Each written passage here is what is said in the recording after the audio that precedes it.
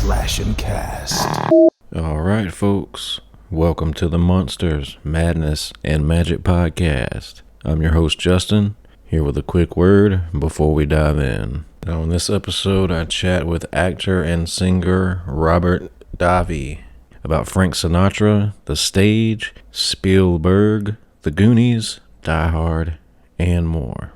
Also, this episode is just a tad bit shorter than our usual releases. Robert's in the middle of several productions and was kind enough to get a quick chat in during all the chaos. But there's still a lot of good nuggets of wisdom that'll make it well worth your time. Anyway, without further ado, here you go. I'm not afraid of the dark. I like the dark. I love the dark. But I hate nature. I hate nature. Wait a sec! Stop! I'm just a kid! What seems to be the problem? Look, mister, I need a ride. My friends and I just had a run-in with these really disgusting people. You might have heard of them, the Fratellis. Well, we found their hideout. And could you please take me to the sheriff's station? I can describe all three of them. Bimba dagli occhi vieni da Maria a questo di piccolo di sala vincolo piccolo mamma l'ho visto non bello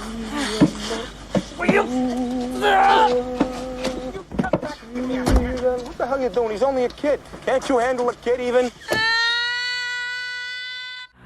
Greetings, boils and ghouls. This is your comrade, the Crypt Keeper here, reporting dead from the sanctuary of the strange. Tonight's macabre myth is a fright-filled feature, one overflowing with monsters, madness, and magic.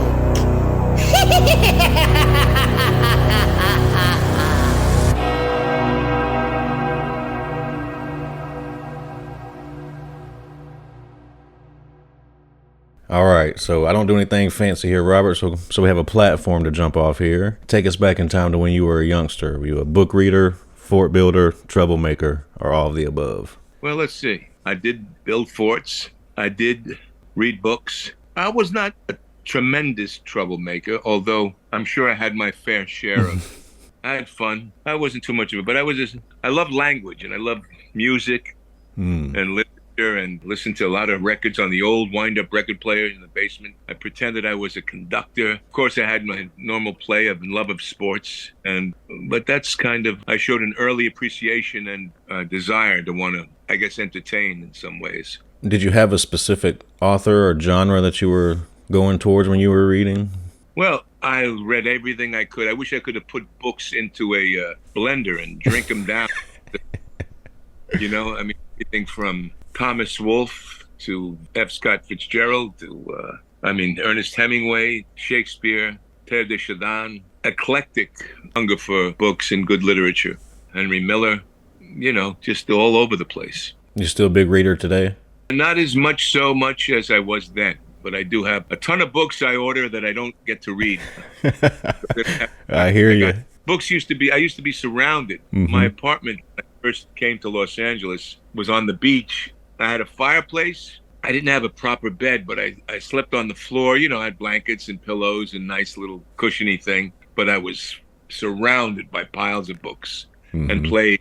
What about your parents? Were they involved in the arts at all? Did they help usher you that way? I think they had they did have an appreciation for music and literature. My mom was very encouraging. My dad at one time wanted to sing and to act. He even, after the Navy, came to California and had a screen test, but they told him he had to get rid of his accent, and he just gave it up. And, you know, he didn't believe in dreams. You know, he was a guy that believed in hard work and hard labor, and he was in the Navy when he was younger after Pearl Harbor. But they both died young, but they were big supporters of me going into the arts. Well, there was always some signpost of someone validating that you had talent. First one was from 4th grade, Miss Alexander. We did a play, and she walked my parents out to the parking lot, Half Hollow Hills Elementary School, and she said, encourage him in the arts, he's got talent. Felt good about that. I remember that feeling. And I remember that moment. And then when I was in church in 8th grade and I was singing, they looked over and all of a sudden, a voice kind of emerged. I was playing football in Seton Hall High School. I was in the drama club and I was singing in the shower.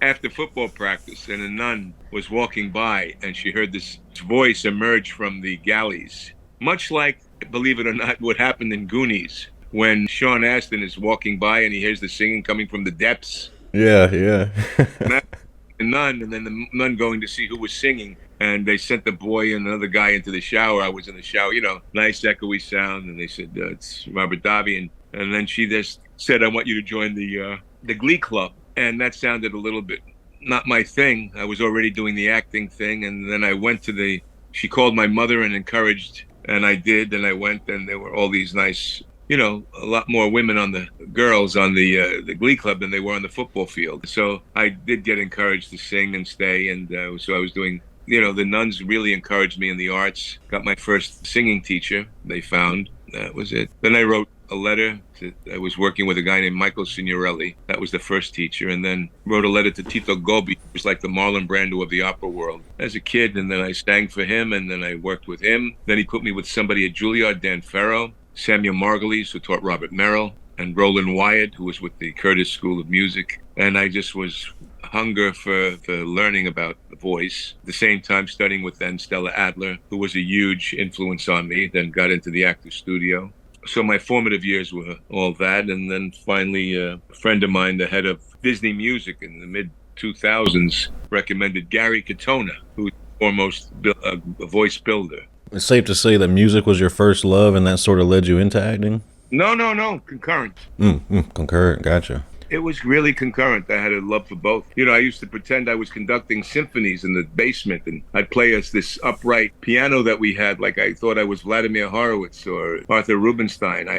The need to express was the issue, yes, in some way, and still is. So do you recall your very first time on stage acting, and did it go off without a hiccup? Whatever you consider your first time to be it 3rd grade or Well, whatever. that was 4th grade. We did a play called George Washington Slept Here, and I played Sam, the Black Butler. I got a lot of response from that. And I, had to play an older character. Later on, I did a Shakespeare play in 7th grade, Macbeth, the Scottish play, and that got well received. And then in high school, I was winning awards, these little Academy Awards, the Forensic League. You would do a dramatic piece, multi-characters, and they would judge that, and you would get a trophy. And I was winning each week, and I won 1st place, New York State, and then 6th in the nation. And I did the same thing with solo competition in the New York State School Music Association. Won 1st place singing. And then I had gotten the Raymond J. Barbuti Award for the most promising athlete on the Eastern Seaboard. I was a terrific football player. What position? Oh, everything. I played many different positions. I was in the game and in for the whole game. Everything. Had to do it all back then.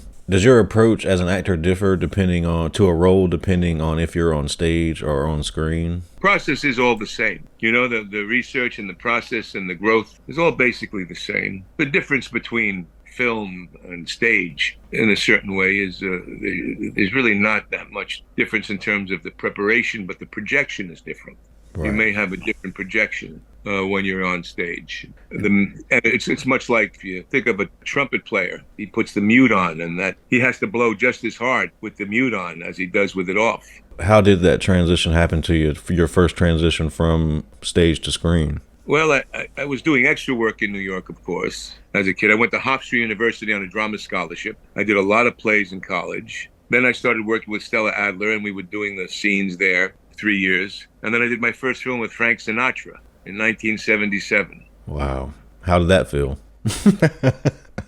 Well, being an Italian-American kid, Italian immigrant, Sicilian in Naples. The family, my father was from Sicily, Torretta, and my mother's family was from Naples. There's 2 figures in an Italian family at that time. There was Sinatra, the Pope and Sinatra, and not necessarily in that order. And Joe DiMaggio was up there too. Yeah. Are you still active at all on stage, or did you just kind of transition completely out of it? No. Now I do the stage, and I love it with my singing. I tour the world doing concerts. I don't know if you've seen me on YouTube. Yeah. I mean, do you still act on stage? In terms of a proper play, for instance? No, I haven't done that. And you mentioned some of the people you worked with early on. I was reading your bio, and it said that you listed Martin Landau as one of your teachers. Yes, he was someone at the Actors Studio. Martin Landau, Sandra Seacat, who recently died, was a great teacher. Stella Adler, Lee Strasberg, Milton Katselis, a man named George Standoff, who was working with Michael Chekhov, who was considered the greatest actor of the Moscow Art Theater, which you look like you'll be playing a character out of Uncle Vanya. I'm available. Either you or Uncle Vanya. You got something going on there. Hey, if anybody needs a Rasputin, I'm ready. I'm actually speaking with Martin's daughter, Juliet, soon. That's why that kind of jumped off the screen to me. Oh, wow. Yeah, Martin was a great guy, good friend. You've appeared in a shit ton of films, Robert, but my first experience with your work was the Goonies. So how did that opportunity come your way? Was it a typical audition, right place, right time? I was signed to do Rambo 2 with Sly. And I was getting in shape. I was in great shape. My agent at the time, Gersh, great agency, called me up and said, hey, Spielberg wants to meet with you. And Dick Donner. They're doing a movie called Goonies. And I guess the casting director wanted me to go in on it. I says, Goonies? I says, I'm doing Rambo. I can't. He says, no. Well, if we have that problem and you get it, then we can work out the dates and we see what happens. He goes, we can work out dates because the board hadn't been set yet. So I go, all right. So reluctantly I went, and they paired me with Joe Pantoliano, who I knew already because we did From Here to Eternity together, and a Heart to Heart episode. So Joey and I did this improv together, and they loved it, and they said, hey, we want you. Now I had the dilemma of being in Rambo, so I had to now figure out that problem, like they said. They then went, and they couldn't get in touch with production. I tried to get in touch with people, was moving on, and I really didn't. I mean, it was great because Dick Donner, great director, and Steven Spielberg, and Warner Brothers. So you're thinking, okay, great, but this is now Rambo 2. Rambo was a huge hit. Sly was an iconic figure already, and a friend. So Rambo 2 or Goonies at the time. Yeah. What's a Goonies? Exactly. But they then released me from Rambo. I got a call one morning. The agent said, hey, you're released from Rambo. We're making the Goonies deal. So I guess they may have pushed some buttons. You know what I'm saying? Yeah. They really wanted you. Who knows what they did? And the next thing I know, I'm doing the Goonies. And it was a great experience. And it became a film that is just every generation is. And Dick Donner, the director, said it at the time. He said, this will be the modern day Wizard of Oz. Wow. Yeah, that's a great comparison, too. Never really clicked in my head, but yeah, that's a great comparison. He said that. He said that back then when we were shooting. Did you believe him? Who knows? But he said that. He didn't even remember he said it to me. I saw him years later, and he goes, huh, yeah. Just speaking to how special the Goonies is, like when you're working on something, in retrospect, of course, you can tell, you see how special it's become. But when you're working on it, when you're in the moment, is there any kind of inkling that you get to, this is great? Well, you knew from the pirate ship and all that, the kids and the magic of it. There was something there, and the story resonates because it's a story about the kids save their family. Right. Something everyone can relate to. Yeah, and people relate to that sentiment. I had a friend of mine from Italy, a very big music guy named J-Ax. He's very famous in Italy. I did a music video with him several years ago. And then I wound up doing the Italian version of The Voice that he was the host of, one of the judges of. But I was their guest artist one week. Ariana Grande was the week before me, and I was the next week. So when I met him in New York one time, when he was asking me to do this music video, he showed me, he said, Goonies was more important to him than War and Peace. Tattoos. It was interesting. It was an interesting, fun thing. Post Goonies, how long did it take you to realize just how big the film had become? Was it years before, or was it pretty quick? Well, no, because it did good at the box office. There were other films that were doing better, but then over the years, it just grew. The appreciation for Goonies just grew over the years. Same thing with Die Hard. I didn't expect Die Hard to be so lasting. Now, the Bond films are lasting because the Bond films have that longevity, you know what I mean? But those two films, you didn't know they were going to hear the decades later, and they're still being watched and loved. And, Die Hard, James Bond, you've worked with some of the top people in the business. So how does Spielberg's approach differ from other directors you've worked with? Well, Steven did the second unit shooting on all the film. All good directors are open to suggestions and open to, and have great ideas and see something. And, egos don't get in the way of anything. You know what I mean? It's about the product. And Steven Just, I remember very open, very, very childlike in his enthusiasm. It wasn't belaboring. You know what I mean? It was fun. Just on James Bond, were you a fan of the franchise growing up at all? Oh, sure. Who wasn't? So just like, you work with Frank Sinatra, and now you're working on, James Bond, so you're just hitting some of your childhood favorites there. Yeah, because when you're doing the Bond film, I don't know anyone who hasn't looked into a mirror and said, Bond, James Bond, or wanted to play a villain, or wanted to play a Bond girl. I mean, everyone had that from the opening beats of that great theme music. Oh, yeah. You know what I mean? You worked a lot between film and television. And do you have a preference between the two, or do you find one more enjoyable? No, I didn't mind that.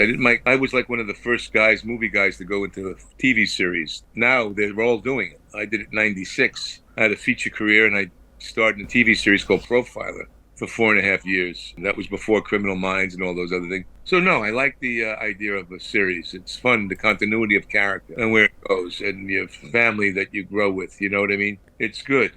I enjoyed it. I rather enjoyed it. So you've been doing music your whole life, like you spoke to earlier. But you released your debut album in 2011. Was that just the right time for you? Well, I had directed a movie called The Dukes and co-wrote about a doo-wop group, and I sing one song in that. 2008, won a bunch of awards. It's a fun film. You should see it. You'll like it. It's good. It's got a message in the ravioli, and it's a good little film. So I sang a song in there, and everyone said, "Why aren't you singing?" So I thought back, and I'd always loved the opera, but now I had a hunger for the American songbook.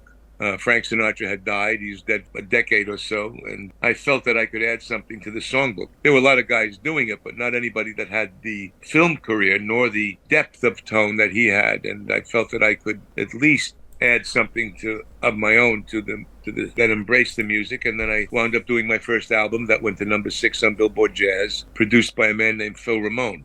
So I wanted to ask you, Robert, when you look back over all the roles that you've had in your acting career, is there one that stands out as the most challenging? Maybe one you lost the most sleep over, pulled your hair out over? When you're a younger actor, everything is I didn't look at it as pulling my hair out. I looked at it as having to incorporate a character inside and learn about that character and find it and interpret it. So it wasn't that issue. You're concerned. Al Pacino said, stage, you're walking a tightrope and there's no net underneath. Film, the tightrope is painted on the floor. So you're still walking a tightrope, but you don't fall so far. And that's a Pacino quote I always liked. And that's kind of the good experience of it. And I like performing, the music is fun. That's intense concentration. What's the best acting advice you've received, and who gave it to you? There's many different things that, like a boxer that trains, and you just have an instinct, then you kind of review things. But there's so many there's a variety of things. You can't give one thing, hey, do this, and Remembering your lines is a good start. That's always a good start. And that takes practice, but also there's a way of memorizing the lines. You don't want to just do memory. You want to memorize the subtext, which leads to the line. Right. So you work on the subtextual aspect to it that then gives you the line. I know a lot of actors, they differ on their approach to the backstory of the character they're working on. How deep do you go to the subtext behind the script? Do you ever come up with I know it's like I spoke with Armin Shimmerman, and he said, sometimes he'll write a journal in the mold of that character. Do you do anything like that? Or I used to do that quite a bit. Now it's jazz. It's like jazz music, because what worked one night may change the next. You know what I mean? So it's you live in the moment, basically. I think it's all a process of learning about oneself, and then learning the differences between yourself and the character you're going to play, and then now making the leap between the character's understanding and your understanding, and being able to shift your perception into the characters. And that, you don't want to cement anything, because you want to leave yourself open to what the other players are doing. Sometimes, you get that someone's working too hard on an effective memory or a sense memory. You get a glazed over look in their eyes, and they're not responding to the reality that's happening right in front of them. Mm-hmm. And that's where you have to then have the response to. Well said. This is something I like to ask everybody, because you never know what they're going to say. Have you ever had an experience that you would consider supernatural or paranormal? Oh, yes. Well, when I was younger, I was ill, and I was cured by a Capuchin priest who had the stigmata of Christ. Wow. I say that definitely fits. So what's on the horizon for you, Robert? You got anything coming out that you can share with us without getting in trouble? Yeah, I got a new album we're working on. I'm not too far from finishing that. I've got a new TV series called Paper Empire that was that call about that got us off the phone. We're waiting for the funding to come in to finish that. I've got a couple of movies. I got the Reagan film. I have a cameo in that. I play Brezhnev. I've got a horror film I did called The Lurking Fear, and one called, what else was it called? The Man Who Drew God, a film I did with Franco Nero. Then I have a film called The Engineer that's going to have its premiere at the Mammoth Film Festival with Emil Hirsch. We shot it in Israel. Another film called The Gemini Lounge I did about the Roy DeMeo mob, cameo in that. So I got a bunch of, and then another couple of other pictures. There's a couple of other ones in there. Gotcha, man. You got a lot coming up. You're staying busy. Yes, they're busy and they're fun, and so they should be out some point this year. That's great. Well, Robert, I don't have anything else for you, man. Thank you for taking some of your time and chatting with me. And hey, it's been a while, bro, right? Yeah, but we got it, but that's all that matters. So you're over there in North Carolina. South Carolina, just below it. Right, South Carolina, right. Yeah. South Carolina. And how long you been there? It's my whole life. Okay. And Ray, what kind of writing what have you been writing on? I write horror stories. And right now, actually, my buddy and I were working on an audio drama for a horror franchise that had 2 films come out in the late 80s, and we're doing the 3rd installment of it as an audio drama. Oh, what is it? It's called The Unnameable. It's a H.P. Lovecraft story, and we've got the original cast coming back to reprise their roles. Oh, that's going to be fun. Yeah, it should be very cool. So you like that genre, huh? Yeah, I'm a big horror guy. Remember Maniac Cop films? Yeah. We didn't touch on that, but I'm aware that you were in them. All right. Well, anyway, Justin, thank you. Sorry for the time problem. Hey, shit happens, man. We got it done. Yeah, we got it done. I appreciate you. All right, brother. God bless you. Have a good day, Robert. Bye. Slash and Cast. All right, folks. That's a wrap. I hope you enjoyed that chat with Robert. As always, thanks for listening, and we'll see you back next time. Monsters, madness, and magic.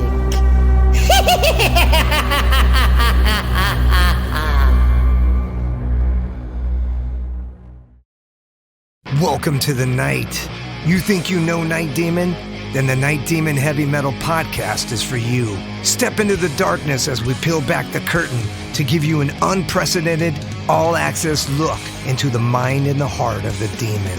We're talking band history, song analysis, studio anecdotes, stories from the road. It's everything a diehard Night Demon fan could want and more. This is the only place to learn the inside scoop, the deep dive trivia, the untold tales from the band members themselves and those closest to the Night Demon story. Need more? The Sacred Night Demon Crypt will be pried open to reveal demo recordings that have never before seen the light of day, all with in-depth commentary by the band and the people who were there for the writing and recording process. This is a gold mine, a treasure trove of all things Night Demon. Head over to nightdemon.net or wherever you listen to podcasts.